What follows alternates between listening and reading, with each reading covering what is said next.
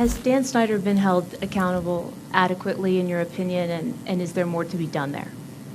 I do think he's been held accountable for. I think the organization has been held accountable for. What's become increasingly pathetic is the way the National Football League, led by Roger Goodell, in correlation with the power billionaire owners fuel the league with, the same ones who believe that Donald Trump is the man for the job in running the country, provide endless cover to one of their own when committing alleged criminal acts.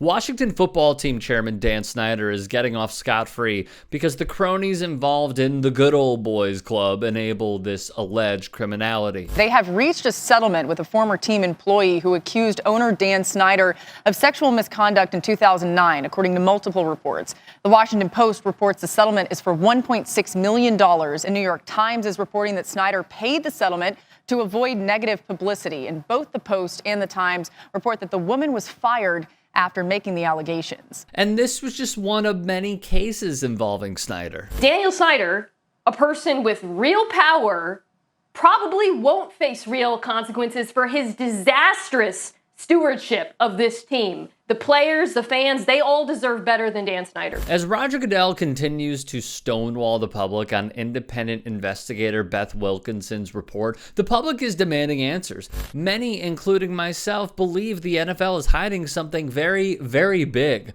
PFT called it a potential bombshell. We have now learned more of Daniel Snyder, his actions, his fragile ego, and what he does behind the scenes via the great journalism of many in the sports media field. When Wilkinson began investigating allegations of widespread sexual harassment in the Washington football team workplace, she learned of a decade-old allegation of sexual misconduct against team owner Daniel Snyder. A few weeks later, Wilkinson sought to interview the former team employee who had made the accusation. According to people familiar with the investigation, the kicker throughout was Goodell setting the parameters as follows. Wilkinson and her team will conduct the investigation, but they will report to Goodell and the NFL, meaning the NFL has the final say and will go into full-on damage control. It was a move Snyder and his wife Tanya agreed with and said Wilkinson, along with the league, will have their full cooperation. Cooperation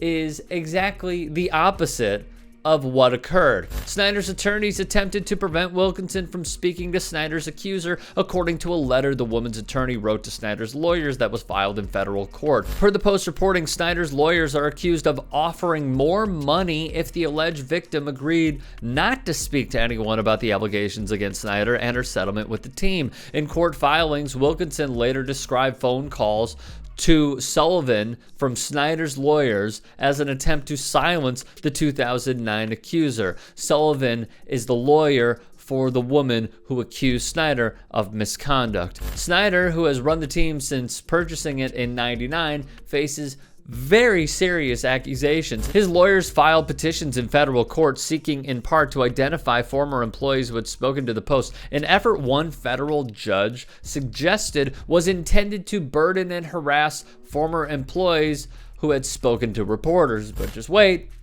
it gets worse. Private investigators working on Snyder's behalf, meanwhile, showed up uninvited at the homes of several former employees or contacted their friends and relatives, according to these former employees or their attorneys, acts many of them viewed as intimidation aimed at discouraging former employees from participating in the NFL's investigation. And after Snyder's lawyers learned that the 2009 accuser still intended to speak to Wilkinson, despite what her attorney alleged was an effort to prevent her from speaking to the NFL's investigator, they provided support for a lawsuit filed against Wilkinson by the team's retired former general counsel, court records show. That lawsuit sought to bar Wilkinson from discussing the 2009 allegation against Snyder with NFL officials and to force her to destroy documents relating to the woman's allegations.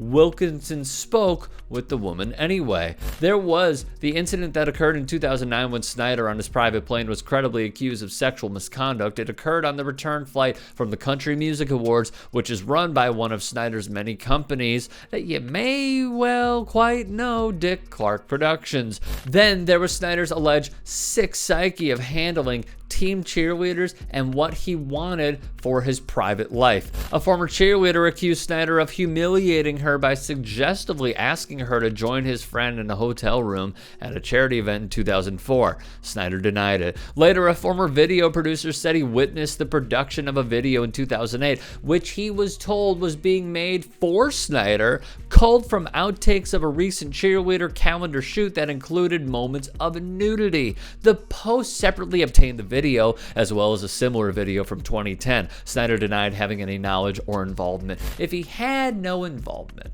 why reach a confidential settlement with several cheerleaders who appeared in those videos, Dan? Which brings us back to the 2009 incident involving Snyder. Recall his lawyers did not want investigator Wilkinson to speak with the woman they allegedly offered more money to in order to keep her silence and bar her from speaking with Wilkinson. Shocker, or maybe not, Snyder's lawyers sued Wilkinson for investigating the 2009 allegation against him, not by Snyder, but by David Donovan, then the team's general counsel. Wilkinson expressed skepticism that Donovan was acting on his own. In court filings, she accused him of pursuing the lawsuit on behalf of someone else, obstructing the independent investigation designed to uncover the truth. Donovan would later withdraw. However, according to the Post story, private investigators went around and around finding those that spoke out against Snyder. They even said they were working with a law firm hired by the Washington football team. One former producer in the team's broadcast department who went public about the lewd cheerleader videos